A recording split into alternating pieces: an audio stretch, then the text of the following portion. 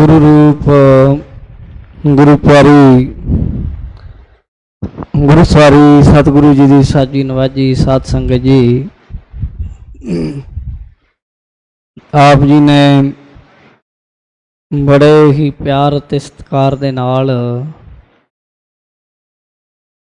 गुरु चरनां विच बैठ के पावन इतिहास की चल रही लड़ीवार कथा नूं सरवण कीता है।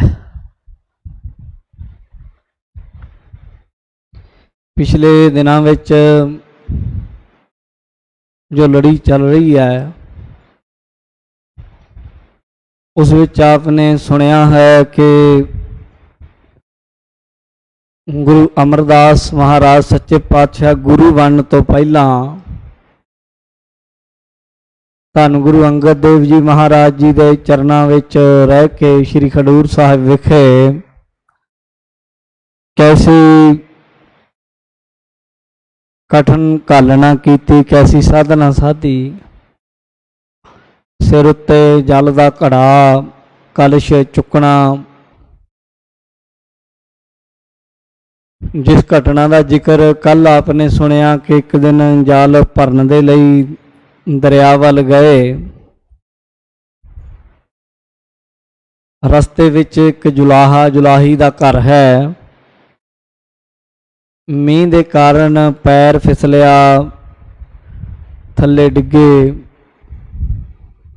अगों वो जुलाही ने कुछ ऐसे शब्द बोले जो इन्हां दी शान के खिलाफ सन। इन्हां नूं निमाणा निथावां इत्यादि आख्या। इन्हां ने सिर्फ सहज सुभाए वचन कीता, कमलिए गुरु घर दी सेवा ते गुरु के सिखां नूं माड़ा नहीं बोलीदा। इन्हां कहण दी देर सी कि जुलाही दी अकल बुद्ध भुल गई, फावी हो गई, मस्तानी हो गई। अपने आंढ गवांढ दे लोकां नूं भी मंदा चंगा बोलण लग गई, घर दे जीआं नूं पहचानणों हट गई, घर दे भांडे लीड़े बाहर सुट्टण लग पई, मानो कमली हो गई होवे। सवेर हुंदिआं नूं गुरु अंगद देव महाराज जी दे चरनी आके पए, अपनी भुल बख्शाई, वचन कीता कि महाराज साडे तो गलती जो हो गई, तुहाडे सेवादार नूं मेरी पत्नी आं गलत बोल बैठी। गुरु जी दे दर्शन कीते, भुल बख्शाई, मुड़ इहदी पत्नी फिर ठीक हो गई। गुरु अंगद देव जी इन्ने खुश होए,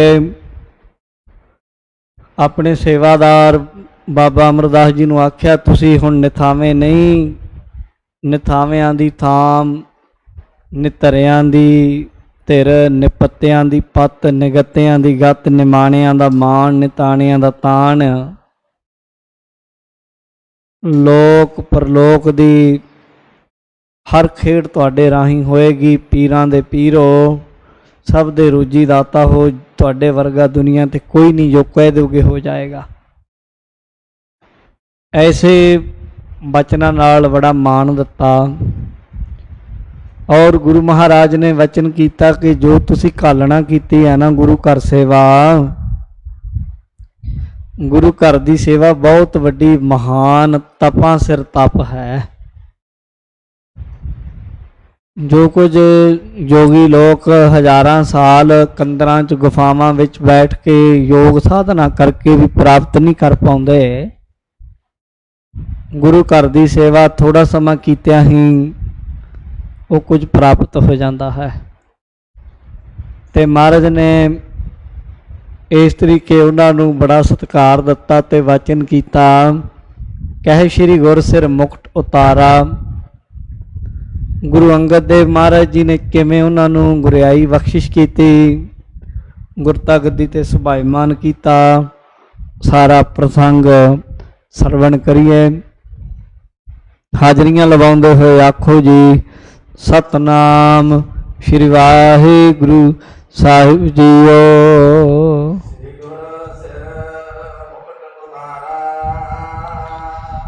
उस वक्त महाराज सच्चे पातशाह जी ने ਜੋ ਉਹਨਾਂ ਨੂੰ ਗੁਰਿਆਈ ਦੀ ਸੇਵਾ ਜਾਂ ਗੁਰਿਆਈ ਦਾ ਮੁਕਟ ਦਿੱਤਾ ਉਹਦੀ ਗੱਲ ਕਰ ਰਹੇ। ਉਸ ਵੇਲੇ ਸੋਹਣੇ ਜਲ ਵਿੱਚ ਬਾਬਾ ਅਮਰਦਾਸ ਜੀ ਨੂੰ ਇਸ਼ਨਾਨ ਕਰਵਾਇਆ ਨਾਲ ਦੀ ਨਾਲ। ਕਹਿੰਦੇ ਹੁਣ ਇਸ਼ਨਾਨ ਕਰੋ। ਸੋਹਣੇ ਨਵੇਂ ਵਸਤਰ ਬਾਬਾ ਅਮਰਦਾਸ ਜੀ ਨੂੰ ਕਹਿ ਕੇ ਗੁਰੂ ਅੰਗਦ ਦੇਵ ਮਹਾਰਾਜ ਨੇ ਪਹਿਰਾਏ ਪਵਾਏ ਹਨ। ਨਾਲ ਵਚਨ ਕੀਤੇ, ਕਹਿੰਦੇ ਹੁਣ ਤੁਹਾਨੂੰ ਆਪਣੀ ਥਾਂ ਗੁਰਿਆਈ ਦਿੱਤੀ ਜਾਏਗੀ। ਜੋ ਕਾਰਜ ਸਾਡੇ ਸਰੀਰ ਦੇ ਰਹਿੰਦੇ ਹਨ, ਮਹਾਰਾਜ ਕਹਿੰਦੇ ਉਹ ਕੰਮ ਮੈਂ ਤੁਹਾਡੇ ਸਰੀਰ ਦੇ ਵਿੱਚ ਟਿਕ ਕੇ ਬਹਿ ਕੇ ਰਹਿ ਕੇ ਕਰਾਂਗਾ। ਕੰਮ ਤੇ ਕਰਨੇ ਹੀ ਆ, ਪਰ ਤੁਹਾਡੇ ਸਰੀਰ ਦੇ ਰਾਹੀਂ ਕਰਨੇ ਹਨ। ਤੇ ਮਹਾਰਾਜ ਕਹਿੰਦੇ ਗੁਰਿਆਈ ਦੀ ਜਿਹੜੀ ਸੇਵਾ ਹੈ ਤੁਹਾਨੂੰ ਦਿੱਤੀ ਜਾਏਗੀ। ਤੇ ਇਉਂ ਉੱਚੇ ਦਿਨੇ ਬੋਲ ਕੇ ਜਿੰਨੀ ਸੰਗਤ ਸੀ ਨਾ ਜੀ, ਸਾਰੀ ਸੰਗਤ ਨੂੰ ਗੁਰੂ ਅੰਗਦ ਦੇਵ ਮਹਾਰਾਜ ਨੇ ਸੁਣਾ ਕੇ ਇਹ ਵਚਨ ਕੀਤੇ ਹਨ। ਸੰਗਤ ਨੂੰ ਆਖਿਆ, ਗੁਰਮੁਖੋ ਸੰਗਤ ਜੀ, ਹੁਣੇ ਬਾਬਾ ਅਮਰਦਾਸ ਜੀ ਮੇਰਾ ਰੂਪ ਹੈ। ਇਹਨਾਂ ਵਿੱਚ ਅਤੇ ਮੇਰੇ ਵਿੱਚ ਕੋਈ ਭੇਦ ਨਹੀਂ, ਕੋਈ ਫਰਕ ਨਹੀਂ ਹੈ। ਇਸ ਗੁਰਮੁਖ ਵਿੱਚ ਅਤੇ ਮੇਰੇ ਵਿੱਚ ਕੋਈ ਰੱਤੀ ਮਾਤਰ ਵੀ ਫਰਕ ਨਹੀਂ, ਕੋਈ ਭੇਦ ਨਹੀਂ। ਇਹ ਮੇਰਾ ਹੀ ਰੂਪ ਹੋ ਗਏ ਹਨ। ਕਹਿੰਦੇ ਇਹ ਮੇਰਾ ਹੀ ਰੂਪ ਹੋ ਗਏ। ਜਿਹੜੇ ਪਹਿਲਾਂ ਦੋ ਲੱਗਦੇ ਸੀ ਨਾ, ਮੇਰਾ ਤੇ ਇਹਨਾਂ ਦਾ ਸਰੀਰ, ਹੁਣ ਅੰਦਰੋਂ ਜੋਤ ਇੱਕੋ ਹੀ ਹੈ। ਸਰੀਰ ਬਾਹਰੀ ਦੋ ਨੇ, ਪਰ ਜੋਤ ਉਹ ਜੁਗਤ ਸਾਏ, ਉਹ ਖੇਡ ਵਰਤ ਗਈ। ਇਹ ਗੱਲ ਕਹਿਣ ਦੀ ਦੇਰ ਸੀ ਕਿ ਚਾਰੇ ਪਾਸੇ ਗੱਲ ਪ੍ਰਗਟ ਹੋ ਗਈ। ਲੋਕਾਂ ਵਿੱਚ ਦੂਰ ਤੱਕ ਖਬਰ ਪਹੁੰਚ ਗਈ ਤੇ ਸਭ ਨੂੰ ਪਤਾ ਲੱਗ ਗਿਆ ਕਿ ਗੁਰਿਆਈ ਦੀ ਜਿਹੜੀ ਸੇਵਾ ਹੈ ਉਹ ਗੁਰੂ ਅਮਰਦਾਸ ਮਹਾਰਾਜ ਸੱਚੇ ਪਾਤਸ਼ਾਹ ਨੂੰ ਮਿਲੇਗੀ। ਹੋਰ ਕੋਈ ਗੁਰਗੱਦੀ ਤੇ ਨਹੀਂ ਬੈਠੇਗਾ, ਨਾ ਕੋਈ ਪਰਿਵਾਰ ਦਾ ਜੀ। ਜੋ ਗੁਰੂ ਅੰਗਦ ਦੇਵ ਮਹਾਰਾਜ ਜੀ ਦੇ ਪੁੱਤਰ ਸਨ, ਉਹ ਵੀ ਨਹੀਂ, ਦਾਤੂ ਜੀ, ਦਾਸੂ ਜੀ, ਉਹਨਾਂ ਨੂੰ ਸੇਵਾ ਨਹੀਂ ਮਿਲੇਗੀ, ਨਾ ਕਿਸੇ ਹੋਰ ਨੂੰ। ਹੁਣ ਜਿਹੜੀ ਸੇਵਾ ਹੈ ਇਹ ਅਮਰਦਾਸ ਜੀ ਨੂੰ ਮਿਲੇਗੀ। ਫਿਰ ਗੁਰੂ ਅੰਗਦ ਦੇਵ ਮਹਾਰਾਜ ਸੱਚੇ ਪਾਤਸ਼ਾਹ ਜੀ ਆਪਣੇ ਬੜੇ ਸੋਹਣੇ ਸੁੰਦਰ ਮੁਖਾਰਵਿੰਦ ਵਿੱਚੋਂ ਬਚਨ ਬੋਲੇ, ਜਿਹੜੇ ਵਚਨ ਆਨੰਦ ਦੇ ਭਰੇ ਹੋਏ ਨੇ, ਜਿਹੜੇ ਵਿਲਾਸ ਕੌਤਕ।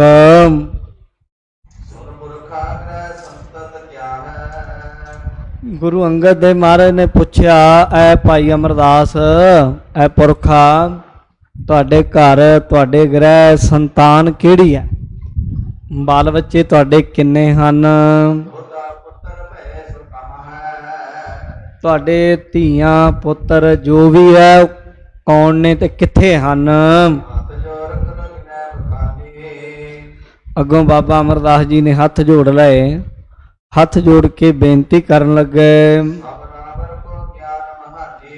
ਹੇ ਗੁਰੂ ਅੰਗਦ ਦੇਵ ਮਹਾਰਾਜ, ਹੇ ਸੱਚੇ ਪਾਤਸ਼ਾਹ, ਦੁਨੀਆ ਦਾ ਉਹ ਕਿਹੜਾ ਗਿਆਨ ਹੈ, ਕਿਹੜਾ ਖੂੰਜਾ ਜਿੱਥੇ ਦਾ ਤੁਹਾਨੂੰ ਨਹੀਂ ਪਤਾ।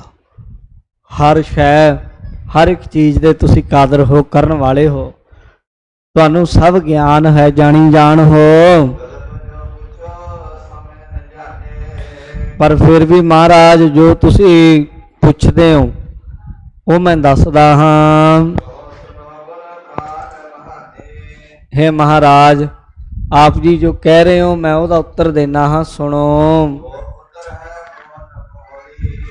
ਮਹਾਰਾਜ ਜੀ ਸੱਚੇ ਪਾਤਸ਼ਾਹ ਜੀ, ਮੇਰੇ ਦੋ ਪੁੱਤਰ ਹਨ। ਇੱਕ ਦਾ ਨਾਮ ਮੋਹਨ ਹੈ, ਦੂਸਰੇ ਦਾ ਨਾਮ ਮੋਹਰੀ ਹੈ। ਮੋਹਨ ਜੀ ਉਹੀ ਹੋਏ ਹਨ ਜੋ ਮੋਹਨ ਅਤੇ ਮੋਹਰੀ ਜੀ ਇਹ ਗੁਰੂ ਅਰਜਨ ਦੇਵ ਮਹਾਰਾਜ ਜੀ ਦੇ ਮਾਮਾ ਜੀ ਹਨ। इन्हां दा गुरु घर नाल बहुत वड्डा फिर अगे इतिहास है।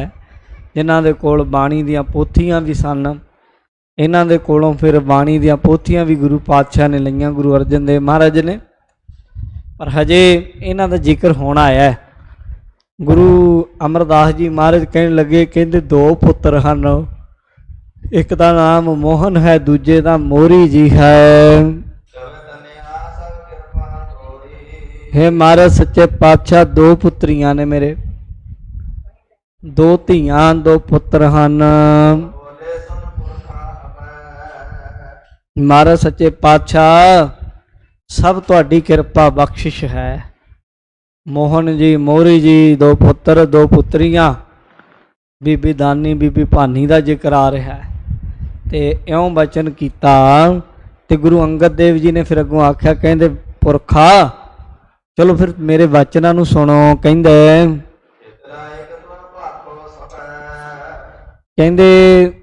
इउं कर, हुण तेरे लई जो भली गल आ वो दसदे हां। गुरु अंगद देव महाराज कहते हुण तुसीं खडूर साहब नहीं रहना, बस साडे कोलों खडूर साहब जिथे असीं रहने इत्थों वासा छड्ड दिओ। कहते अपने वासे दे लई कोई होर थां देखो वेखो जिथे जाना है। हाँ कहते जी अच्छा महाराज इदां किवें? कहते बस यही वचन है। श्री गुरु नानक देव महाराज ने जदों मैनू गुरियाई दिती, उदों उन्होंने भी मैनू किरपा करके गुरियाई बख्शिश की। जदों कहते मैनू भी अपने कोलों करतारपुर साहब तो दूर जाने लई हुक्म किया। मैं करतारपुर साहब तो चल के खडूर साहब आया हाँ। ऐ भाई भागां वाले अमरदास, तुसी भी साडे वचन नूं मन्नो और साडे इस स्थान नूं छड्ड के चले जाओ। सानू गुरु नानक साहब ने ज्यों वचन किया त्यों असी मन्निया। असी करतारपुर साहब नूं छड्ड के खडूर साहब आए। उदों तो खडूर साहब रुके हुए हाँ। किन्ने ही साल जिंदगी दे इत्थे सेवा करदे आ गुरु ने जो दत्ती गुरु नानक महाराज ने वो निभाई है। गुरु नानक साहब जी दे पुत्र बाबा श्री चंद जी बाबा लक्ष्मी दास जी दो हन। गुरु नानक साहब तो बाद करतारपुर साहिब विखे उस धर्मशाला दे उत्ते जो कुछ भी संगत का आना जाना सी या बैठना सी, श्री चंद जी ते लक्ष्मी दास जी रहे, वो उत्थे बैठे रहिंदे सन।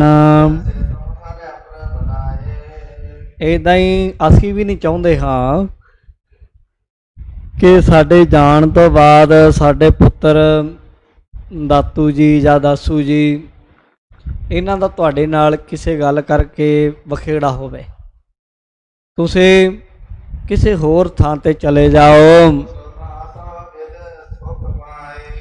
ते महाराज कहंदे कोई ऐसी जगह जाओ जिथे सारे सुख तुहानूं मिलन, असीं इदां चाहुंदे हां। ते नाल आख्या ये जिहड़े साडे पुत्र हन ना भाई दासू जी भाई दातू जी ये इत्थे ही रहणगे खडूर साहिब। ऐसा ना होवे मनुखी सुभाव है, जे तक कोई दैवी गुण होवे दैवी पुरुष वो तो देखते हैं, जे कोई अगे वध जाए तो वह मान सम्मान करते हैं। पर जदों दैवी गुण ना धारण किए होण उदों इंसान ये नहीं सोचता भी ये मेरे कोले सी, इकट्ठे ही सी, नाले रहिंदे सी, ये एड्डी वड्डी पदवी ते बैठ गया, खौरे कोई गुणे होवेगा ना। पिछे सगों ईरखा करन लग जाता मनुख। असी नहीं चाहुंदे तुहाडे नाल ईरखा होवे, गुरु घर दा प्रचार रुक जाएगा, ਨਾਲੇ ਤੇ ਤੁਹਾਡਾ ਇਹਨਾਂ ਵੱਲ ਧਿਆਨ ਰਹੇਗਾ, ਦੂਜਾ ਜਦੋਂ ਈਰਖਾ ਕਰਨਗੇ ਇਹਨਾਂ ਦਾ ਵੀ ਨੁਕਸਾਨ ਹੋਏਗਾ।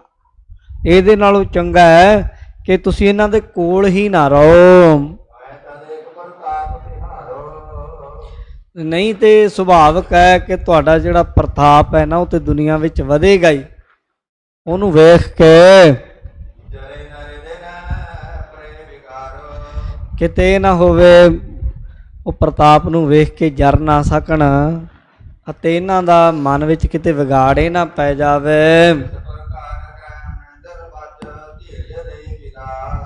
ਇਉਂ ਗੁਰੂ ਅੰਗਦ ਦੇ ਮਹਾਰਾਜ ਸੱਚੇ ਪਾਤਸ਼ਾਹ ਜੀ ਨੇ ਬਚਨ ਕੀਤੇ ਤੇ ਬੜਾ ਧੀਰਜ ਦਿੱਤਾ।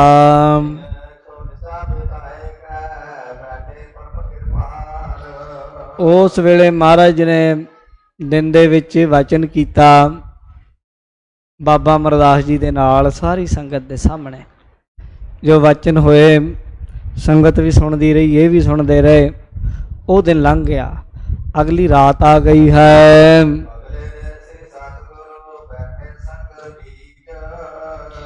ਇੱਥੇ ਜਿਹੜਾ ਇਹ 17ਵਾਂ ਅੰਸੂ ਹੈ ਉਹ ਸੰਪੂਰਨ ਹੁੰਦਾ ਹੈ।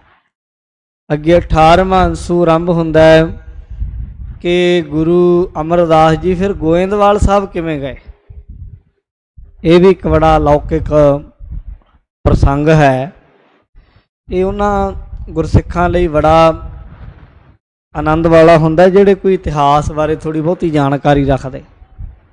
ਜਿਨ੍ਹਾਂ ਨੂੰ ਨਹੀਂ ਜਾਣਕਾਰੀ ਹੁੰਦੀ ਉਹਨਾਂ ਨੂੰ ਪਹਿਲੀ ਵਾਰ ਇਹ ਸੁਣਨੇ ਸ਼ਹਿਰਾਂ ਦੇ ਨਾਂ ਜਾਂ ਛੋਟੀਆਂ ਛੋਟੀਆਂ ਇੱਦਾਂ ਦੀਆਂ ਘਟਨਾਵਾਂ ਉਹਨਾਂ 'ਚੋਂ ਰਸ ਘੱਟ ਬਣਦਾ ਹੈ। ਪਰ ਜਿਹੜੇ ਜਾਣਕਾਰੀ ਰੱਖਦੇ ਆ ਨਾ ਉਹਨਾਂ ਨੂੰ ਬੜਾ ਇਹਨਾਂ ਗੱਲਾਂ ਨੂੰ ਸੁਣ ਕੇ ਬੜਾ ਆਨੰਦ ਆਉਂਦਾ ਹੈ। ਸੁਣੋ ਅਗਲੇ ਦਿਨ ਕੀ ਹੋਇਆ। ਗੁਰੂ ਜੀ ਸੰਗਤ ਵਿੱਚ ਬੈਠੇ ਹਨ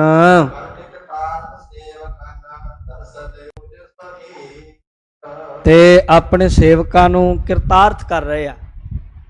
ਗੁਰੂ ਦੇ ਦਰਸ਼ਨ ਕਰਨ ਲਈ ਗੁਰੂ ਘਰ ਵਿੱਚ ਉੱਚੇ ਨੀਵੇਂ ਗਰੀਬ ਗਰੂਬੇ ਸਾਰੇ ਆ ਕੇ ਬਹਿੰਦੇ ਹਨ।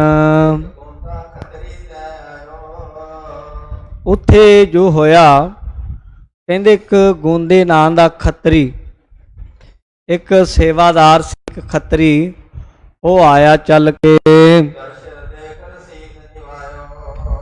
ਖੱਤਰੀ ਸੀ ਗੋਂਦਾ ਉਹਦਾ ਨਾਂ ਸੀ। ਗੋਂਦੇ ਦੀ ਥਾਂ ਤੇ ਅਸਥਾਨ ਬਣਿਆ ਸੀ ਤੇ ਗੋਇੰਦਵਾਲੇ ਦਾ ਨਾਂ ਸੀ, ਤਾਂ ਗੋਇੰਦਵਾਲ ਬਣਿਆ। ਚੱਲਿਆ ਆਵਾਜ਼ ਨਹੀਂ ਆ ਰਹੀ ਤੇ ਆਵਾਜ਼ ਠੀਕ ਕਰਕੇ ਇਹਨਾਂ ਦੀ ਵਧਾ ਕੇ ਹੈ। ਹਾਂ ਇਹਨਾਂ ਸੁਣਨਾ ਤੇ ਇਹ ਦੱਸ ਰਹੇ ਹਨ ਕਿ ਇੱਕ ਗੋਂਦਾ ਨਾਂ ਦਾ ਇੱਕ ਖੱਤਰੀ ਚੱਲ ਕੇ ਆਇਆ। ਉਹਦਾ ਨਾਂ ਸੀ ਗੋਂਦਾ ਤੇ ਗੁਰੂ ਅੰਗਦ ਦੇ ਮਹਾਰਾਜ ਕੋਲ ਆ ਕੇ ਉਹਨੇ ਮੱਥਾ ਟੇਕਿਆ, ਸਿਰ ਝੁਕਾਇਆ। ਗੁਰੂ ਜੀ ਦੇ ਦਰਸ਼ਨ ਕੀਤੇ। ਖਡੂਰ ਸਾਹਿਬ ਚੱਲ ਕੇ ਆਇਆ, ਦਰਸ਼ਨ ਕਰਕੇ ਮਹਾਰਾਜ ਸਾਹਿਬ ਸੱਚੇ ਪਾਤਸ਼ਾਹ ਜੀ ਦੇ ਦਰਸ਼ਨ ਕੀਤੇ ਨਾ ਜਿਸ ਵਕਤ, ਤੇ ਸਿਰ ਝੁਕਾਇਆ ਉਹਨੇ, ਹੱਥ ਜੋੜੇ ਮਹਾਰਾਜ ਜੀ ਦੇ ਸੱਚੇ ਪਾਤਸ਼ਾਹ ਜੀ ਦੇ ਅੱਗੇ ਤੇ ਬੇਨਤੀ ਕੀਤੀ ਹੱਥ ਜੋੜ ਕੇ। ਇਹ ਜਿਹੜਾ ਗੋਂਦਾ ਸੀ ਨਾ, ਇਹ ਦਿੱਕਤ ਐਸੀ ਸੀ ਕਿ ਇਹ ਘਰ ਪਾਉਣਾ ਚਾਹੁੰਦਾ ਸੀ ਆਪਣੇ ਜ਼ਮੀਨ ਦੇ ਵਿੱਚ, ਪਰ ਇਹਦੇ ਨਾਲ ਐਸੀ ਕੋਈ ਘਟਨਾ ਘਟੀ ਕਿ ਜਦੋਂ ਘਰ ਪਾਉਂਦਾ ਸੀ, ਬਣਾਉਂਦਾ ਸੀ, ਇਹਦੇ ਘਰ ਢੱਠ ਜਾਇਆ ਕਰਦੇ ਸਨ ਰਾਤ ਨੂੰ। ਇਹਨੇ ਬੜਾ ਜ਼ੋਰ ਲਾਉਣਾ ਪਰ ਜਦੋਂ ਘਰ ਜੇ ਬਣਾਉਣੇ ਘਰ ਢਹਿ ਜਾਣੇ। ਹੋਇਆ ਇਹਦੇ ਮਨ ਵਿੱਚ ਆਈ ਵੀ ਹੁਣ ਕਰਾਂ ਤੇ ਕੀ ਕਰਾਂ, ਪਤਾ ਕੋਈ ਲੱਗੇ ਨਾ। ਕਿਸੇ ਨੇ ਦੱਸ ਪਾਈ ਕਿ ਜੇ ਇਲਾਜ ਚਾਹੁੰਦਾ ਨਾ ਵੀ ਤੇਰਾ ਘਰ-ਵਾਰ ਠੀਕ ਪੈ ਜਾਏ ਤੇ ਗੁਰੂ ਅੰਗਦ ਦੇਵ ਜੀ ਦੀ ਸ਼ਰਨ ਚਲਾ ਜਾ। ਖੜੂ ਮਹਾਰਾਜ ਗੁਪਤ ਕੀ ਪ੍ਰਗਟ ਕੀ ਜਗਤ ਦੇ ਅੰਦਰ ਜਿੰਨੇ ਵੀ ਜੀਵ ਹੈ ਨਾ, ਭਾਵੇਂ ਗੁਪਤ ਹੋਣ ਭਾਵੇਂ ਪ੍ਰਗਟ ਹੋਣ, ਹੇ ਮਹਾਰਾਜ ਲੋਕਾਂ ਤੋਂ ਸੁਣਿਆ ਹੈ ਕਿ ਦੁਨੀਆ ਦੀ ਹਰ ਸ਼ੈ ਭਾਵੇਂ ਉਹ ਗੁਪਤ ਹੈ ਭਾਵੇਂ ਪ੍ਰਗਟ ਹੈ ਤੁਹਾਡੀ ਆਗਿਆ 'ਚ ਚੱਲਦੀ ਹੈ। ਦੇਖੋ ਇਹ ਤੇ ਹੈ ਤੇ ਗੱਲ ਸੱਚ ਹੈ, ਸਾਨੂੰ ਯਕੀਨ ਹੋਵੇ ਨਾ ਹੋਵੇ, ਪਰ ਸੱਚਾਈ ਇਹ ਹੈ ਕਿ ਦੁਨੀਆ ਦੀ ਹਰ ਸ਼ੈ, ਹਰ ਇੱਕ ਚੀਜ਼ ਭਾਵੇਂ ਉਹ ਪ੍ਰਗਟ ਹੈ ਦੇਖ ਸਕਦੇ ਹਾਂ ਅਸੀਂ, ਭਾਵੇਂ ਗੁਪਤ ਰੂਹਾਂ ਨੇ, ਉਹ ਸਭ ਚੀਜ਼ਾਂ ਗੁਰੂ ਦੇ ਹੁਕਮ 'ਚ ਚੱਲਦੀਆਂ, ਗੁਰੂ ਤੋਂ ਬਾਹਰ ਨਹੀਂ ਕੋਈ ਚੱਲ ਸਕਦੀ ਚੀਜ਼। ਇਹ ਗੱਲ ਜਿਹਨੂੰ ਸਮਝ ਲੱਗ ਗਈ ਗੋਂਦੇ ਨੂੰ ਇਹ ਗੱਲ ਦਾ ਪਤਾ ਲੱਗਾ ਔਰ ਮੰਨ ਗਿਆ। ਕਹਿਣ ਲੱਗਾ ਕਿ ਮਹਾਰਾਜ ਸੱਚੇ ਪਾਤਸ਼ਾਹ, ਮੇਰਾ ਨਗਰ, ਮੇਰਾ ਪਿੰਡ ਉਜੜਿਆ ਪਿਆ ਹੈ, ਚਾਰੇ ਪਾਸੇ ਉਜਾੜਾ ਹੈ, ਕੋਈ ਆਉਂਦਾ ਨਹੀਂ, ਕੋਈ ਰਹਿੰਦਾ ਨਹੀਂ, ਮੈਂ ਪਿੰਡ ਵਸਾਇਆ ਹੈ। ਕਿਉਂਕਿ ਪਿੰਡ ਦੇ ਵਿੱਚ ਚਰਚਾ ਬੜੀ ਹੈ ਕਿ ਇੱਥੇ ਨਹੀਂ ਰਹਿਣਾ, ਇੱਥੇ ਤੇ ਭੂਤਾਂ ਦਾ ਵਸ ਹੈ। ਪਹਿਲੇ ਟਾਈਮਾਂ ਵਿੱਚ ਭੂਤਾਂ ਪ੍ਰੇਤਾਂ ਦਾ ਡਰ ਵੀ ਬੜਾ ਲੋਕਾਂ ਨੂੰ ਦੇ ਦਿੱਤਾ ਜਾਂਦਾ, ਔਰ ਲੋਕ ਡਰਦੇ ਵੀ ਬੜੇ ਸਨ ਵਿਚਾਰੇ। ਗੋਂਦੇ ਨੂੰ ਇਹਨੇ ਨਗਰ ਵਸਾਉਣਾ ਚਾਹਿਆ, ਪਰ ਲੋਕ ਉੱਥੇ ਰਹਿਣ ਨਾ, ਕਿਉਂਕਿ ਡਰਦੇ ਆ ਵੀ ਖੌਰੇ ਇੱਥੇ ਭੂਤਾਂ ਰਹਿੰਦੀਆਂ। ਦੋਵੇਂ ਪੱਖ ਹੈ, ਪਖੰਡ ਵੀ ਹੋ ਜਾਂਦਾ, ਪਰ ਜਿੱਥੇ ਕਿਤੇ ਆ ਜਾਂਦੀਆਂ ਸ਼ੈਆਂ ਉੱਥੇ ਫਿਰ ਹੱਥ ਵੀ ਖੜੇ ਹੋ ਜਾਂਦੇ ਵੱਡੇ ਵੱਡਿਆਂ ਦੇ, ਉੱਥੇ ਦਿਖਾ ਵੀ ਦਿੰਦੀਆਂ ਆਪਣਾ ਚਮਕਾਰਾ। ਪਰ ਜ਼ਿਆਦਾਤਰ ਇਹਨਾਂ ਚੀਜ਼ਾਂ ਦੇ ਨਾਂ ਦੇ ਪਿੱਛੇ ਧੰਦਾ ਚੱਲਦਾ। ਜ਼ਿਆਦਾਤਰ ਧੰਦਾ ਕਿਸ ਚੀਜ਼ ਦਾ ਨਹੀਂ ਬਣਾਤਾ, ਹਰੇਕ ਜਦੋਂ ਵਪਾਰੀ ਆ ਵੜਿਆ ਨਾ, ਵਪਾਰੀ ਆ, ਨਿਆਣੇ ਨੂੰ ਚੁੱਪ ਕਰਾ ਲਓ ਥੋੜਾ ਜਿਹਾ। ਵਪਾਰੀ ਜਿਹੜੀ ਮਰਜ਼ੀ ਚੀਜ਼ ਦੇ ਪਿੱਛੇ ਪੈ ਜੇ, ਉਹਨੇ ਬਸ ਭਾਵੇਂ ਧਰਮ ਹੈ, ਉਹਨੇ ਧੰਦਾ ਬਣਾ ਕੇ ਰੱਖ ਦੇਣਾ। ਹੁਣ ਲਾ ਲਓ ਤੁਸੀਂ, ਦੀਵਾਲੀ ਆਉਂਦੀ, ਦੀਵਾਲੀ ਦੀਵਿਆਂ ਵਾਲੀ ਹੁੰਦੀ ਸੀ ਨਾ, ਦੀਵਿਆਂ ਵਾਲੀ।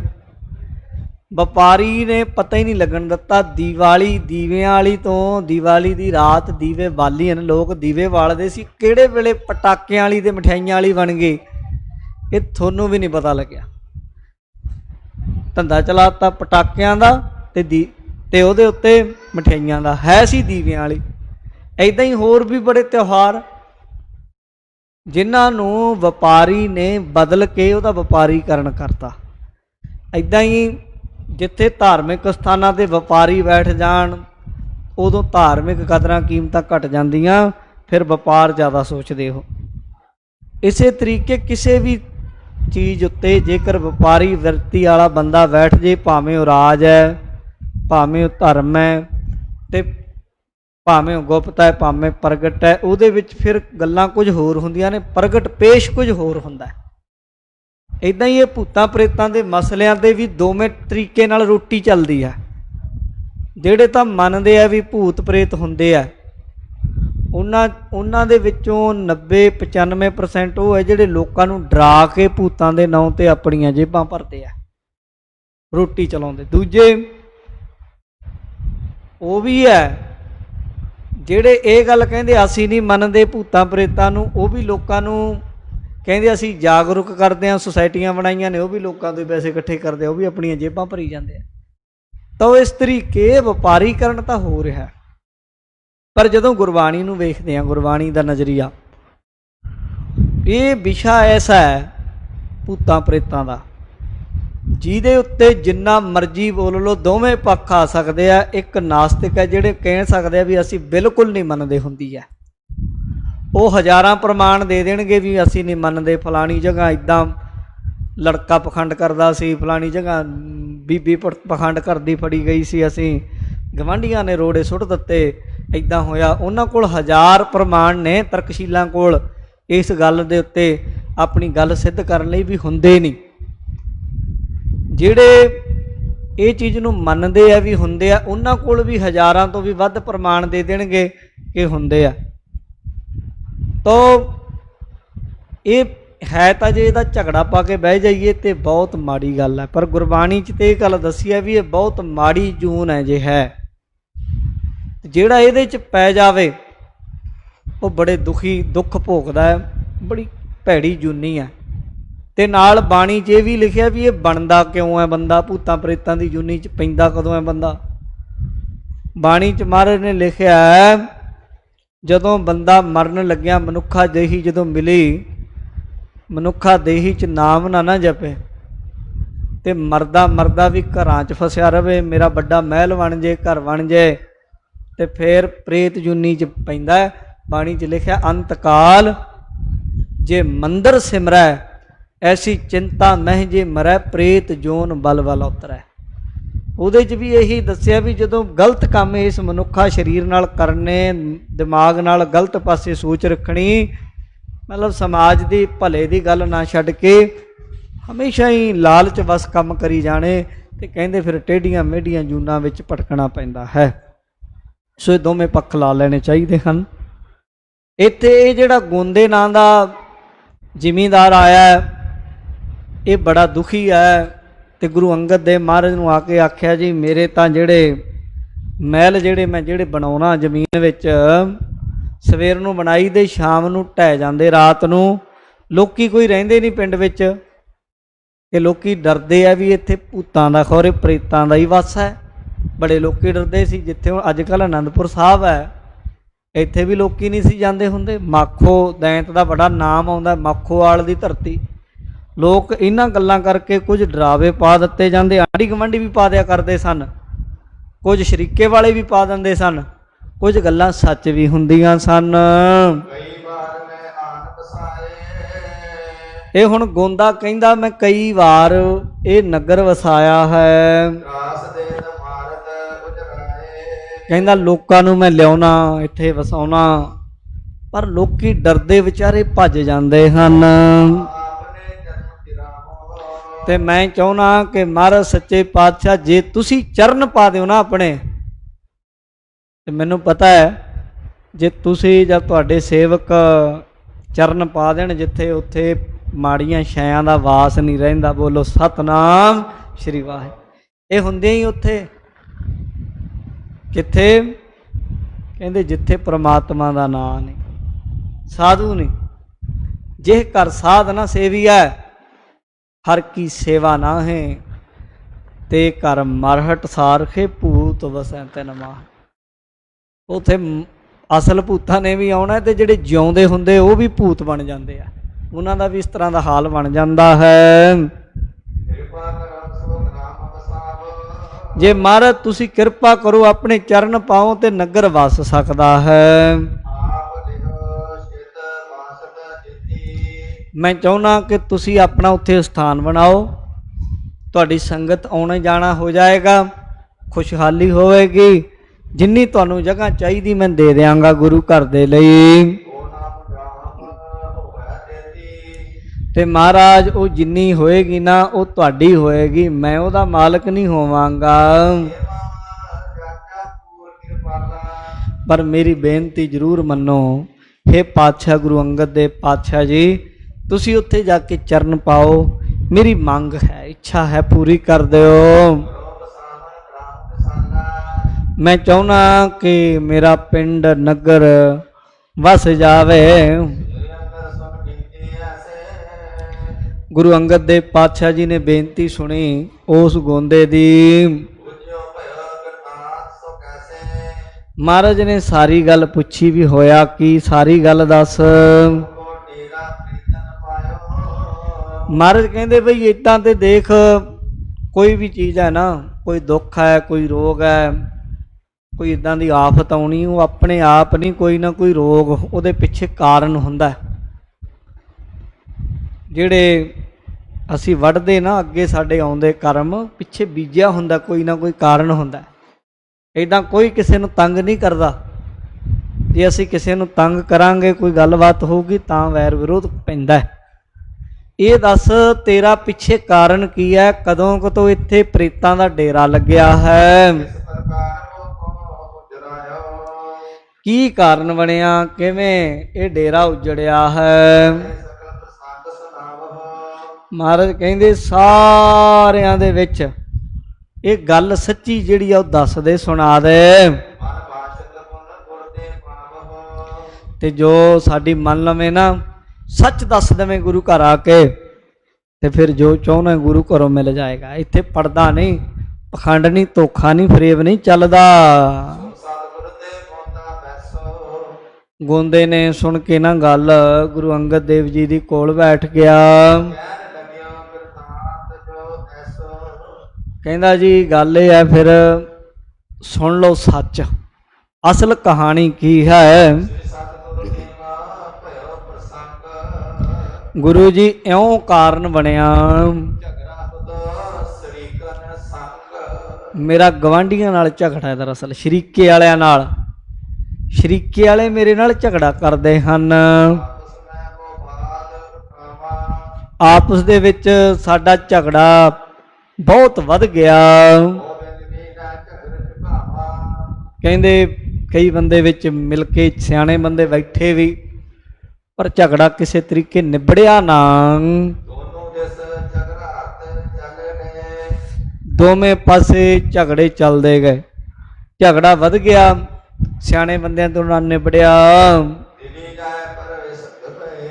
ਇਹ ਝਗੜਾ ਚਲਦਿਆਂ ਚਲਦਿਆਂ ਦਿੱਲੀ ਚਲਾ ਗਿਆ, ਰਾਜੇ ਦੀ ਕਚਹਿਰੀ ਵਿੱਚ ਚਲਾ ਗਿਆ। ਉੱਥੇ ਜਿਹੜਾ ਨਿਆਂ ਸੀ ਨਾ, ਉਹਨੇ ਇਹ ਕੀਤਾ ਵੀ ਭਾਈ ਤੁਸੀਂ ਧਰਮ ਦੀ ਗੱਲ ਕਰੋ। ਕਸਮ ਦੇ ਉੱਤੇ ਗੱਲ ਹੋਈ ਤੇ ਜਿਹੜੀ ਥਾਂ ਹੈ, ਪਦਵੀ ਆ, ਉਹ ਲੈ ਲਓ। ਕਹਿੰਦੇ ਬਾਦਸ਼ਾਹ ਦੇ ਕੋਲ ਜਾਂ ਕਚਹਿਰੀ ਵਿੱਚ ਦਿੱਲੀ ਵਾਲੀ 'ਚ ਇਹ ਗੱਲ ਹੋਈ। ਪਹਿਲਾਂ ਧਰਮ ਨੂੰ ਬੜਾ ਮੰਨਿਆ ਜਾਂਦਾ ਸੀ, ਲੋਕੀ ਧਰਮ ਦੇ ਨਾਂ ਤੇ, ਨੇਮ ਦੇ ਨਾਂ ਤੇ ਬੜਾ ਡਰਦੇ ਸਨ। ਨੇਮ ਪਾਉਣਾ ਕਿ ਮੈਂ ਨੇਮ ਕਰਦਾ ਆਪਣੇ ਗੁਰੂ ਪੀਰ ਦਾ, ਤੇ ਜਿਹੜਾ ਝੂਠਾ ਬੰਦਾ ਹੁੰਦਾ ਆਪੇ ਪੈਰ ਪਿੱਛੇ ਖਿੱਚ ਜਾਂਦਾ। ਹੁਣ ਤੇ ਲੋਕੀ ਝੂਠੇ ਬੰਦੇ ਜ਼ਿਆਦਾ ਹੱਥ ਕਰਨਗੇ, ਕਹਿਣਗੇ ਲੈ ਮੈਂ ਚੱਲਦਾ ਗੁਰਦੁਆਰੇ, ਮੈਂ ਇਹ ਕਰਦਾ, ਲੈ ਮੈਂ ਮਹਾਰਾਜ ਦੀ ਬੀੜ ਸਿਰ ਤੇ ਚੁੱਕਦਾ। ਇਹਨਾਂ ਨੂੰ ਲੱਗਦਾ ਵੀ ਸਾਡਾ ਕੀ ਹੋ ਜਾਊਗਾ। ਪਰ ਯਾਦ ਰੱਖ ਲਿਓ, ਪਹਿਲੀ ਗੱਲ ਤੇ ਆਪਣੀ ਨਜ਼ਰ 'ਚ ਡਿੱਗ ਜਾਓਗੇ, ਸਾਰੀ ਜ਼ਿੰਦਗੀ ਦੇ ਵਿੱਚ ਤੁਹਾਨੂੰ ਕੋਈ ਚੁੱਕ ਨਹੀਂ ਸਕਦਾ। ਜਿਹੜਾ ਬੰਦਾ ਆਪਣੀ ਨਜ਼ਰ 'ਚ ਡਿੱਗ ਜਾਏ ਉਹਦੀ ਕੋਈ ਕੀਮਤ ਨਹੀਂ ਹੁੰਦੀ। ਪਰਿਵਾਰ ਦੇ ਜੀਆਂ ਨੂੰ, ਬੱਚਿਆਂ ਨੂੰ ਪਤਾ ਹੁੰਦਾ ਵੀ ਇਹ ਬਾਪੂ ਮੇਰਾ ਝੂਠਾ ਹੈ, ਗਲਤ ਗੱਲ ਕਰ ਰਿਹਾ। ਰਿਸ਼ਤੇਦਾਰਾਂ ਨੂੰ ਵੀ ਪਤਾ ਹੁੰਦਾ। ਸਮਾਜਿਕ ਤੌਰ ਤੇ ਜੀਵਨ ਖਤਮ, ਪਹਿਲੀ ਗੱਲ। ਫਿਰ ਰੱਬ ਦੇ ਘਰ ਧੋਖਾ ਨਹੀਂ ਚੱਲਦਾ, ਰੱਬ ਦੇ ਘਰ ਨਿਆਂ ਚੱਲਦਾ। ਜਿਹੜਾ ਕੋਈ ਧੋਖਾ ਕਰਦਾ ਹੈ ਨਾ, ਜਿਹੜਾ ਕੋਈ ਗਰੀਬਾਂ ਦੇ ਉੱਤੇ ਆਪਣੀ ਹੈਂਕੜਬਾਜ਼ੀ ਕਰਦਾ, ਧੱਕਾ ਕਰਦਾ, ਰੱਬੀ ਅੱਗ ਉਹਨੂੰ ਲੱਗਦੀ ਆ। ਬਾਣੀ 'ਚ ਲਿਖਿਆ, ਗਰੀਬਾਂ ਉੱਪਰ ਜੇ ਖਿੰਜੈ ਦਾੜੀ, ਪਾਰ ਬ੍ਰਹਮ ਸਾ ਅਗਨ ਮਹਿ ਸਾੜੀ। ਜਿਹੜਾ ਕੋਈ ਗਰੀਬਾਂ ਲੋਕਾਂ ਦੇ ਨਾਲ ਕੋਈ ਜ਼ੋਰ ਚਲਾ ਜਾਵੇ, ਹੱਥ ਮਾਰ ਕੇ ਆਖੇ ਲਾ ਦਾੜੀ ਤੇ ਮੇਰਾ ਕੀ ਕਰ ਲਿਆ ਤੁਸੀਂ, ਇੱਦਾਂ ਕਰੇ, ਫਿਰ ਰੱਬ ਨਿਆਂ ਕਰਦਾ ਹੈ, ਪੂਰਾ ਨਿਆਂ ਕਰੇ ਕਰਤਾਰ। ਕਈ ਲੋਕ ਇੱਦਾਂ ਦੇ ਵੇਖੇ, ਮੈਂ ਕੰਨਾਂ ਨਾਲ ਸੁਣੇ ਵੀ, ਇੱਦਾਂ ਦੇ ਲੋਕ ਕਹਿੰਦੇ ਕਿ ਗਿਆਨੀ ਜੀ ਅਸੀਂ ਗਲਤੀ ਕੀਤੀ, ਅਸੀਂ ਝੂਠਾ ਨੇਮ ਕੀਤਾ, ਝੂਠਾ, ਤੇ ਅਸੀਂ ਅੱਜ ਮਿੱਟੀ 'ਚ ਰੁਲ ਗਏ, ਸਾਡੀ ਬਾਂਹ ਨਹੀਂ ਫੜਦਾ। ਬਥੇਰੇ ਲੋਕ ਹੈ। ਇਹ ਕਹਿੰਦਾ ਵੀ ਇਹ ਪੁਰਾਣੇ ਟਾਈਮ ਦੇ ਵਿੱਚ ਜ਼ਿਆਦਾ ਇਹਨਾਂ ਚੀਜ਼ਾਂ 'ਤੇ ਲੋਕੀ ਵਿਸ਼ਵਾਸ ਕਰਦੇ ਸਨ। ਕਚਹਿਰੀ 'ਚ ਗੱਲ ਇੱਥੇ ਨਿਬੜ ਗਈ ਕਿ ਜਿਹੜਾ ਨਿਆਂ ਕਰਨ ਵਾਲਾ ਸੀ ਉਹਨੇ ਆਖਿਆ ਵੀ ਧਰਮ ਤੇ ਨੇਮ ਤੇ ਖੜ ਜਾਓ, ਸੱਚੀ ਗੱਲ ਜਿਹੜੀ ਜ਼ਮੀਨ ਜਿੰਨੀ ਆ ਉਹ ਨੇਮ ਕਰ ਦਿਓ। ਇਹ ਕਹਿੰਦਾ ਮੈਂ ਨਾ ਝੂਠ ਬੋਲਿਆ ਤੇ ਨੇਮ ਕੀਤਾ, ਨਿਆਂ ਦੇ ਉੱਤੇ ਝੂਠਾ ਹੀ ਕਸਮ ਖਾ ਲਈ, ਮੈਂ ਝੂਠਾ ਕਹਿ ਦਿੱਤਾ, ਜਗ੍ਹਾ ਮੇਰੀ ਆ, ਤੇ ਰੱਬ ਦੀ ਸਹੁੰ ਖਾ ਲਈ, ਮੈਂ ਗੁਰੂ ਦੀ ਸਹੁੰ ਖਾ ਲਈ। ਝਗੜਾ ਸੀ ਜਿਹੜਾ ਮੈਂ ਜਿੱਤ ਗਿਆ ਉੱਥੇ, ਕਿਉਂਕਿ ਮੈਂ ਜੋ ਝੂਠਾ ਨੇਮ ਕਰ ਦਿੱਤਾ। ਤੇ ਕਹਿੰਦਾ ਮੈਂ ਬੜਾ ਖੁਸ਼ ਹੋਇਆ, ਮੈਨੂੰ ਜ਼ਮੀਨ ਮਿਲ ਗਈ। ਪਰ ਮਹਾਰਾਜ ਇਹ ਹੋਇਆ ਕਿ ਪ੍ਰਮਾਤਮਾ ਵੱਲੋਂ ਜਦੋਂ ਇਹ ਕੰਮ ਮੈਂ ਕੀਤਾ ਨਾ, ਤੇ ਬੰਦਾ ਤੇ ਕੁਝ ਨਹੀਂ ਨਾ ਕਰ ਸਕਿਆ। ਹੁਣ ਇਹ ਰੱਬੀ ਕਹਿ ਲਓ ਕਿ ਮੇਰੇ ਉੱਤੇ ਰੱਬੀ ਹੁਕਮ ਨਾਲ ਇੱਕ ਕਹਿਰ ਟੁੱਟ ਰਿਹਾ ਹੈ।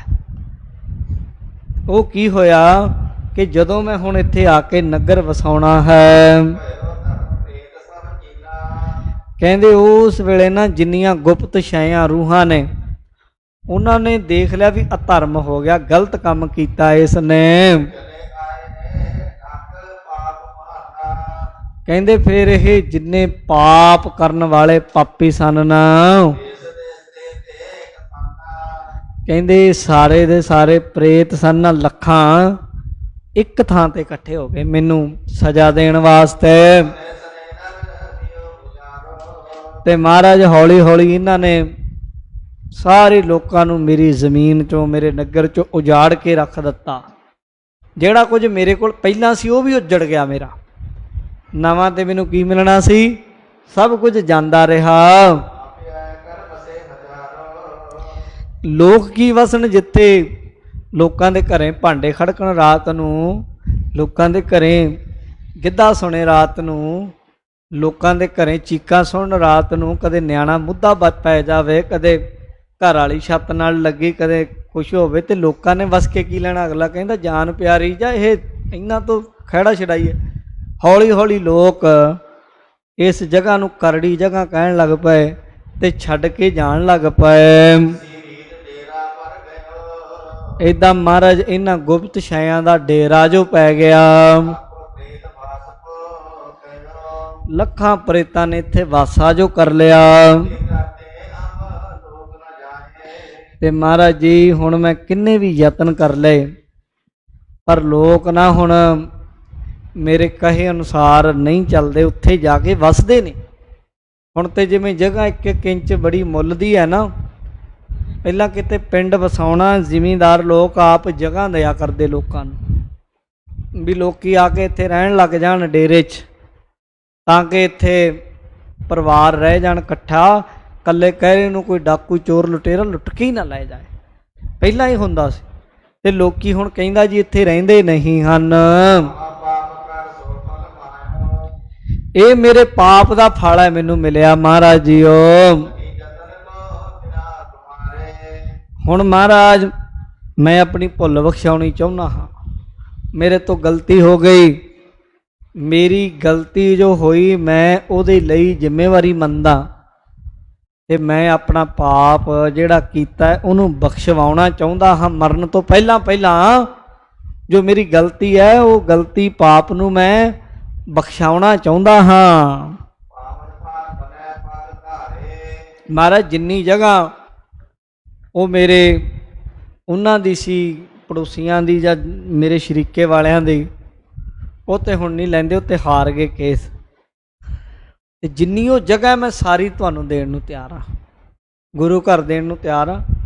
ਧਰਮਸ਼ਾਲਾ ਬਣਾ ਲਓ, ਧਰਮ ਦਾ ਕੰਮ ਹੋਏਗਾ, ਜੋ ਕਰਨਾ ਕਰੋ। ਤੇ ਆਪ ਚਰਨ ਪਾਓ ਮਹਾਰਾਜ, ਤੁਹਾਡਾ ਸਿੱਖੀ ਦੇ ਪ੍ਰਚਾਰ ਦਾ ਟਿਕਾਣਾ ਕੇਂਦਰ ਉੱਧਰ ਬਣ ਜਾਏ ਤੇ ਤੁਸੀਂ ਜ਼ਰੂਰ ਚੱਲੋ। ਇਉਂ ਬੇਨਤੀ ਕੀਤੀ ਤੇ ਗੁਰੂ ਅੰਗਦ ਦੇਵ ਮਹਾਰਾਜ ਨੇ ਉਸ ਵੇਲੇ ਇਹਦੀ ਗੱਲ ਸੁਣੀ ਗੋਂਦੇ ਦੀ।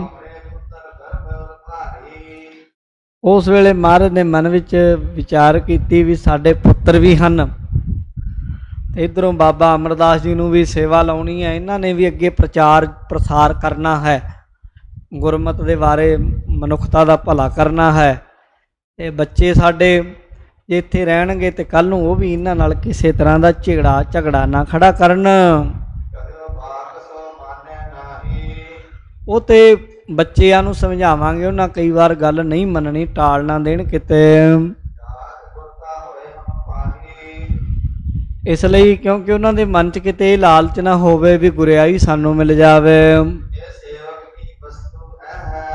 ਪਰ ਇਹ ਤੇ ਹੁਣ ਅਮਰਦਾਸ ਜੀ ਨੂੰ ਦਿੱਤੀ ਜਾਏਗੀ ਨਾ, ਉਹਨਾਂ ਦੀ ਵਸਤੂ ਹੈ, ਉਹ ਮਾਲਕ ਹਨ ਇਸ ਗੁਰਿਆਈ ਦੇ। ਤੇ ਉਹ ਰਹਿ ਅਨੁਸਾਰ ਸੇਵ ਕਰ ਲਹੈ। ਕਹਿੰਦੇ ਜਿਹੜਾ ਅਨੁਸਾਰੀ ਰਹੇਗਾ ਸੇਵਾਦਾਰ, ਉਹਨੂੰ ਇਹ ਬਖਸ਼ਿਸ਼ ਹੋਣੀ ਸੀ। ਪਰ ਮੇਰੇ ਪਰਿਵਾਰ ਵਾਲਿਆਂ ਬੱਚਿਆਂ ਨੇ ਇਹ ਗੱਲ ਕਦੋਂ ਸਮਝਣੀ?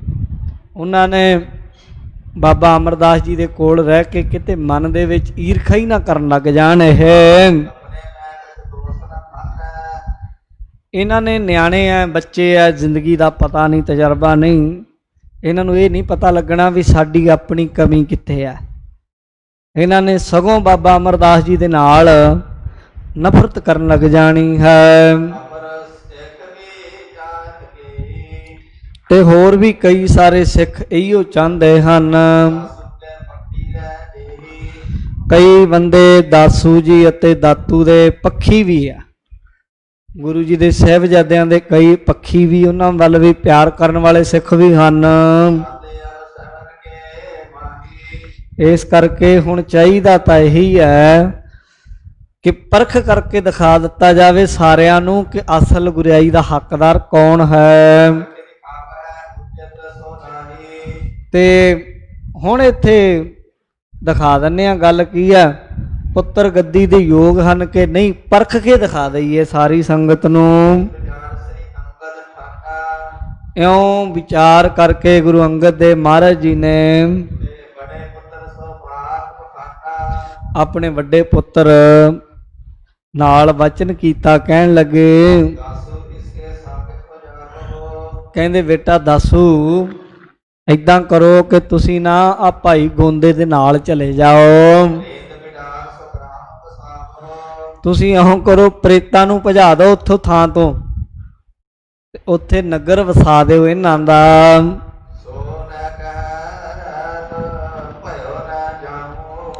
ਦਾਸੂ ਜੀ ਕਹਿਣ ਲੱਗਾ, ਮਹਾਰਾਜ ਮੈਨੂੰ ਪ੍ਰੇਤਾਂ 'ਚ ਕਾਹਨੂੰ ਵਾੜਨ ਲੱਗੇ, ਸੱਚੇ ਪਾਤਸ਼ਾਹ ਕੀ ਗੱਲ, ਇੱਥੇ ਘਰ-ਬਾਰ ਆਪਣਾ ਚੰਗਾ ਵਧੀਆ, ਮੈਂ ਨਹੀਂ ਜਾਂਦਾ ਉੱਥੇ ਭੂਤਾਂ ਪ੍ਰੇਤਾਂ ਦੇ ਵਿੱਚ। ਤੇ ਮਹਾਰਾਜ ਉਹ ਭੂਤਾਂ ਢਾ ਦਿੰਦੀਆਂ ਜੇ ਇਹਦਾ ਨਗਰ, ਤੇ ਮੈਂ ਉੱਥੇ ਕੀ ਕਰਾਂਗਾ ਜੀ, ਮੈਂ ਕਿਵੇਂ ਵਸਾਵਾਂਗਾ, ਕਿਉਂਕਿ ਅਜਮਤ ਸ਼ਕਤੀ ਤੋਂ ਤਾਂ ਖਾਲੀ ਸਨ ਨਾ, ਉਹ ਤੇ ਬਾਬਾ ਅਮਰਦਾਸ ਜੀ ਕੋਲ ਹੈ, ਸੇਵਾ ਨਾਲ ਮਿਲਣੀ ਆ, ਇਹਨਾਂ ਨੂੰ ਡਰ ਵੀ ਹੈ ਵੀ ਮੈਂ ਕਿਉਂ ਜਾਵਾਂ ਇੱਦਾਂ। ਕਹਿੰਦੇ ਜੀ ਸਾਡਾ ਵਸਣ ਦੇ ਲਈ ਖਡੂਰ ਸਾਹਿਬ ਨਗਰ ਬੜਾ ਸੋਹਣਾ ਹੈ, ਮੈਨੂੰ ਕੀ ਲੋੜ ਹੈ ਛੱਡ ਕੇ, ਚੰਗਾ ਭਲਾ ਸੁੱਖ ਸ਼ਾਂਤੀ ਵਾਲਾ ਜੀਵਨ ਛੱਡ ਕੇ ਸੁੱਖਾਂ ਭਰਿਆ ਉੱਥੇ ਜਾਵਾਂ, ਭੂਤਾਂ 'ਚ ਟੱਕਰਾਂ ਮਾਰਦਾ ਫਿਰਾਂ, ਕੋਈ ਲੋੜ ਨਹੀਂ ਹੈ। ਇਹ ਕਿਹੜੀ ਜਗ੍ਹਾ ਤੇ ਮੈਨੂੰ ਜਾਣ ਲੱਗੇ, ਭੇਜਣ ਲੱਗੇ ਹੋ, ਉੱਦਾਂ ਦੀ ਜਗ੍ਹਾ ਜਿੱਥੇ ਕੋਈ ਭਲਾ ਬੰਦਾ ਵਸਦਾ ਨਹੀਂ, ਵਸਣ ਵਾਲੇ ਛੱਡ ਛੱਡ ਭੱਜੀ ਜਾਂਦੇ, ਤੇ ਤੁਸੀਂ ਮੈਨੂੰ ਉੱਥੇ ਭੇਜ ਰਹੇ ਹੋ। ਤੇ ਮਹਾਰਾਜ ਮੇਰੇ ਤੋਂ ਨਹੀਂ ਉੱਥੇ ਜਾਇਆ ਜਾਣਾ, ਮੇਰੇ ਲਈ ਜਾਣਾ ਅਸੰਭਵ ਹੈ, ਔਖਾ ਹੈ। ਤੇ ਮਹਾਰਾਜ ਉਹ ਥਾਂ ਬੜੀ ਸਖਤ ਮੰਨੀ ਹੈ, ਉੱਥੇ ਵਸਣਾ ਬੜਾ ਔਖਾ ਹੈ। ਤੇ ਆਓ ਤੁਹਾਡੇ ਸਾਹਮਣੇ ਕਹੀ ਤਾਂ ਜਾਂਦਾ ਭਾਈ ਇਹ ਵੀ ਉੱਥੇ ਬੜੇ ਭੂਤ ਪ੍ਰੇਤ ਬੜੇ ਭੈੜੇ ਆ, ਉਹ ਲੋਕਾਂ ਨੂੰ ਮੂੰਹ 'ਚ ਝੱਗਾਂ ਆ ਜਾਂਦੀਆਂ, ਲੋਕਾਂ ਨੂੰ ਨੀਲ ਪੈਂਦੇ, ਲੋਕੀ ਪੁੱਠੇ ਪਏ ਹੁੰਦੇ ਤੇ ਚੀਕਾਂ ਮਾਰਦੇ, ਲੋਕੀ ਭੱਜਦੇ ਛੱਡ ਛੱਡ ਕੇ ਥਾਵਾਂ, ਇਹ ਨਾ ਹੋਵੇ ਕਿਤੇ ਉੱਥੋਂ ਆਵਾਜ਼ਾਂ ਮਾਰਾਂ ਤੇ ਐਡੀ ਦੂਰ ਆਵਾਜ਼ ਵੀ ਨਹੀਂ ਸੁਣਨੀ ਮਹਾਰਾਜ ਜੀ ਮੇਰੀ, ਤੇ ਇਸ ਲਈ ਬੜਾ ਭੈੜਾ ਥਾਂ ਹੈ ਉਹ। ਤੇ ਮਹਾਰਾਜ ਉੱਥੇ ਕਿਹੜਾ ਕਿਹਦੇ ਕੋਲ ਜਾਵਾਂਗੇ, ਪਤਾ ਨਹੀਂ ਕਿੱਧਰ ਚਲੇ ਜਾਈਏ, ਗਿਣਤੀ ਵੀ ਨਹੀਂ ਆਉਣੀ। ਜਿਹੜਾ ਵੀ ਕੋਈ ਘਰ ਦੀ ਕੰਧ ਬਣਾਉਂਦਾ ਹੈ, ਮੈਂ ਸੁਣਿਆ ਵੀ ਰਾਤ ਨੂੰ ਸਵੇਰ ਨੂੰ ਕੰਧ ਬਣਾਉਂਦੇ, ਰਾਤ ਨੂੰ ਢਹਿ ਜਾਂਦੀਆਂ ਕੰਧਾਂ, ਗੱਲ ਕੀ ਹੈ ਇਹ ਨਹੀਂ ਮੈਨੂੰ ਪਤਾ, ਪਰ ਇਹ ਤੁਹਾਡੇ ਸਾਹਮਣੇ ਬੰਦਾ ਕਹੀ ਜਾਂਦਾ ਵੀ ਇੱਥੇ ਭੂਤਾਂ ਦਾ ਵਾਸਾ ਹੈ। ਤੇ ਮਹਾਰਾਜ ਉੱਥੇ ਝਗੜਾ ਵੀ ਰਹਿੰਦਾ ਹੈ, ਤੇ ਵਸਣ ਵੀ ਨਹੀਂ ਦਿੰਦੀਆਂ ਚੀਜ਼ਾਂ। ਤੇ ਮਹਾਰਾਜ ਜੇ ਉੱਥੇ ਘਰ ਬਣਾ ਲਿਆ ਤੇ ਕਿਵੇਂ ਰਹਿਣਾ ਪਵੇਗਾ। ਤੇ ਮਹਾਰਾਜ कैसे तह बस के हम लेनो क्या है, उत्थे बस के मैं लेना भी की है, फिर फायदा की होया। है महाराज सच्चे पातशाह मैनू सारे पदार्थ इत्थे ही मिल रहे हैं, मैं उत्थे जाके की लेना है। गुरु जी ने वेख लिया भी ये ते बस खिंच गया पैर पिछे, अपने छोटे पुत्र दातू वल वेख्या।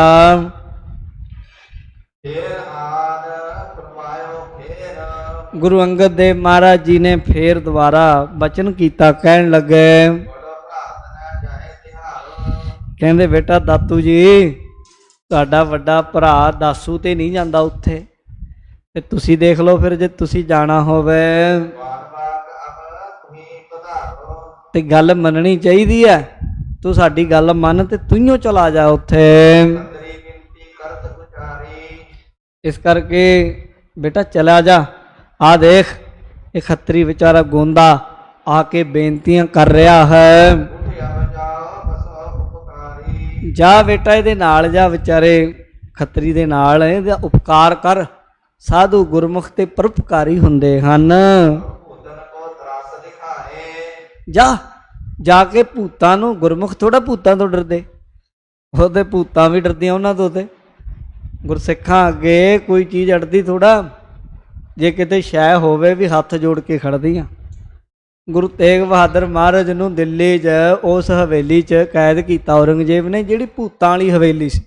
ਇਤਿਹਾਸ 'ਚ ਆਉਂਦਾ, ਜਿਹਨੂੰ ਕਿਸੇ ਨੂੰ ਮਨਾਉਣਾ ਹੁੰਦਾ ਸੀ ਤੇ ਭੂਤਾਂ ਵਾਲੀ ਹਵੇਲੀ 'ਚ ਬਾੜ ਦਿਆ ਕਰਦੇ ਸੀ। ਬੰਦਾ ਸਵੇਰ ਨੂੰ ਡਰਦਾ ਹੀ ਮੰਨ ਜਾਂਦਾ ਸੀ, ਇੰਨਾ ਡਰ ਦਿੱਤਾ ਹੋਇਆ ਸੀ। ਪਰ ਗੁਰੂ ਤੇਗ ਬਹਾਦਰ ਸਾਹਿਬ ਮਹਾਰਾਜ ਸੱਚੇ ਪਾਤਸ਼ਾਹ ਦਾ ਇਤਿਹਾਸ 'ਚ ਜ਼ਿਕਰ ਆਉਂਦਾ ਹੈ, ਉੱਥੇ ਰਾਤ ਰਹੇ ਤੇ ਜਿਹੜੀਆਂ ਚੀਜ਼ਾਂ ਸੀ ਉਹਨਾਂ ਨੇ ਮੇਵੇ ਲਿਆ ਕੇ ਭੇਟ ਕੀਤੇ ਮਹਾਰਾਜ ਨੂੰ। ਮੇਵੇ, ਕੀਮਤੀ ਕੀਮਤੀ ਫਲ ਫਰੂਟ, ਗੰਨੇ ਭੇਟ ਕੀਤੇ ਮਹਾਰਾਜ ਨੂੰ। ਇਹ ਸਾਧ ਸੰਗਤ ਗੁਰੂ ਅਤੇ ਗੁਰੂ ਕੇ ਪਿਆਰਿਆਂ ਦੇ ਅੱਗੇ ਤੇ ਇਹ ਸਾਰੀਆਂ ਚੀਜ਼ਾਂ ਹੱਥ ਜੋੜ ਕੇ ਖੜੀਆਂ ਨੇ। ਇਹਨਾਂ ਦੀ ਕੀ ਤਾਕਤ ਹੈ ਕਿਸੇ ਭੂਤ ਪ੍ਰੇਤ ਦੀ ਕਿ ਗੁਰਮੁਖ ਨੂੰ, ਗੁਰਸਿੱਖ ਨੂੰ ਤੰਗ ਕਰ ਜਾਣ। ਜੇ ਕੋਈ ਤੰਗ ਹੁੰਦਾ ਹੈ ਤੇ ਸਮਝ ਲਓ ਕਮੀ ਤੁਹਾਡੇ 'ਚ ਆਪਣੇ 'ਚ ਹੈ, ਤੁਸੀਂ ਬਾਣੀ ਤੋਂ ਟੁੱਟੇ ਹੋਏ, ਅੰਮ੍ਰਿਤ ਨਹੀਂ ਛਕਿਆ। ਜੇ ਛਕਿਆ ਤੇ ਕਿਰਾਇਤ ਕੀਤੀ ਹੈ। ਜੇ ਕਿਤੇ ਨਾ ਕਿਤੇ ਢਿੱਲ ਹੋਵੇ ਤੇ ਤਾਂ ਸਾਧ ਸੰਗਤ ਜੀ ਇਹਨਾਂ ਚੀਜ਼ਾਂ ਦੀ ਵਾਸ ਹੁੰਦਾ। ਨਹੀਂ ਤੇ ਗੁਰੂ ਕਾ ਸਿੱਖ ਬਾਣੀ ਪੜ੍ਹਨ ਵਾਲਾ ਕਿਤੇ ਕਿਸੇ ਘਰ ਚਲਾ ਜਾਏ ਨਾ, 6 ਮਹੀਨੇ ਕੋਈ ਘਰ 'ਚ ਨਹੀਂ ਕੋਈ ਭੂਤ ਪ੍ਰੇਤ ਆ ਸਕਦਾ। ਉਹਦਾ ਐਸਾ ਹੋਰ ਹੈ, ਉਹਦੇ ਚਰਨ ਪਾਉਣ ਦਾ ਐਸਾ ਪ੍ਰਭਾਵ ਹੈ। ਤੇ ਕੀ ਤਾਕਤ ਹੈ ਕੋਈ ਇੱਦਾਂ ਦੀ ਚੀਜ਼ ਆ ਜਾਏ।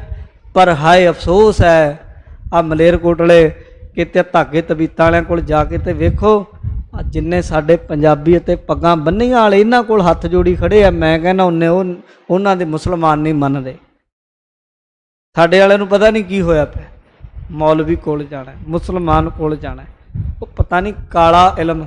ਉਹ ਮੈਂ ਕਿਹਾ ਕੋਈ ਕਾਲਾ ਨਾ ਪੀਲਾ ਨਾ ਹਰਾ ਨਾ ਲਾਲ, ਕੋਈ ਗੁਰੂ ਕੇ ਸਿੱਖ ਦਾ ਕੋਈ ਇਲਮ ਕੱਖ ਨਹੀਂ ਵਿਗਾੜ ਸਕਦਾ, ਕੁਛ ਨਹੀਂ। ਮੈਂ ਤੇ ਕਹਿਣਾ ਵੀ ਖਵਾਵੇ ਨਾ ਕੋਈ ਚੀਜ਼, ਦਵਾਈ ਦਵੂਈ ਪਾ ਦਿੰਦੇ ਆ ਕਈ ਵਾਰੀ, ਉਹ ਫਿਰ ਬੰਦੇ ਨੂੰ ਖਵਾ ਦਿੰਦੇ ਆ। ਤੇ ਜੇ ਕੋਈ ਹੈ ਨਾ ਐਸਾ ਇਲਮ ਵਾਲਾ, ਉਹਨੂੰ ਲਿਆਓ ਫੜ ਕੇ ਇੱਥੇ ਕਰਕੇ ਦਿਖਾਵੇ ਕੁਝ। ਤੇ ਗੁਰੂ ਕੇ ਸਿੱਖੋ, ਵੱਧ ਤੋਂ ਵੱਧ ਬਾਣੀ ਤੇ ਵਿਸ਼ਵਾਸ ਕਰੋ, ਇਹਨਾਂ ਵਹਿਮਾਂ ਭਰਮਾਂ ਪਖੰਡੀਆਂ ਤੋਂ ਬਚੋ।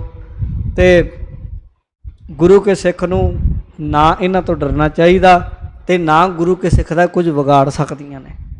ਤੇ ਗੁਰੂ ਅੰਗਦ ਦੇਵ ਮਹਾਰਾਜ ਨੇ ਆਪਣੇ ਪੁੱਤਰ ਨੂੰ ਆਖਿਆ, ਬੇਟਾ ਜਾਓ, ਦੂਜੇ ਨੂੰ, ਦਾਤੂ ਜੀ ਨੂੰ, ਜਾਓ ਤੁਸੀਂ ਉੱਥੇ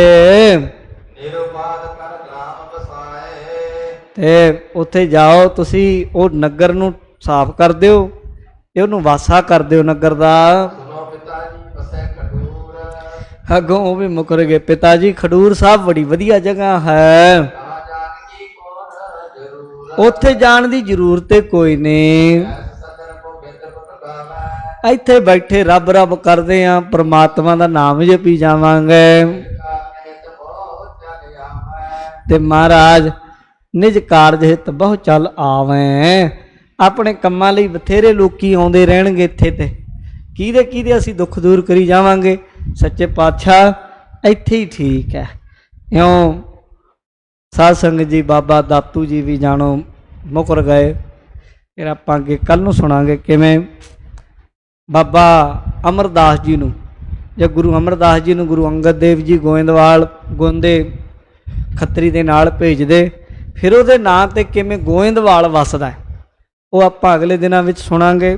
ਕੱਲ੍ਹ ਨੂੰ ਆਪ ਜੀ ਨੂੰ ਹੋ ਸਕਦਾ ਗਿਆਨੀ ਜੀ ਜਗਜੀਤ ਸਿੰਘ ਜਾਂ ਗਿਆਨੀ ਓਂਕਾਰ ਸਿੰਘ, ਗਿਆਨੀ ਚਰਨਜੀਤ ਸਿੰਘ, ਇਹਨਾਂ 'ਚੋਂ ਕੋਈ ਸਿੰਘ ਕਥਾ ਸੁਣਾਏਗਾ। ਦਾਸ ਦੀ ਪਰਸੋਂ ਦੀ ਦਰਬਾਰ ਸਾਹਿਬ ਤੋਂ, ਜੋ ਸੱਚਖੰਡ ਸ੍ਰੀ ਹਰਿਮੰਦਰ ਸਾਹਿਬ ਤੋਂ ਕਥਾ ਆਉਂਦੀ ਹੈ, ਪਰਸੋਂ ਸਵੇਰ ਨੂੰ ਉੱਥੇ ਹੋਏਗੀ ਕਥਾ, ਜੋ 7:45 ਤੋਂ 8:30 ਆਉਂਦੀ। ਔਰ ਕੱਲ੍ਹ ਸ਼ਾਮ ਦੀ 4 ਤੋਂ 5 PTC ਸਿਮਰਨ ਤੇ ਪਰਸੋਂ ਨੂੰ ਸਵੇਰ ਦੀ।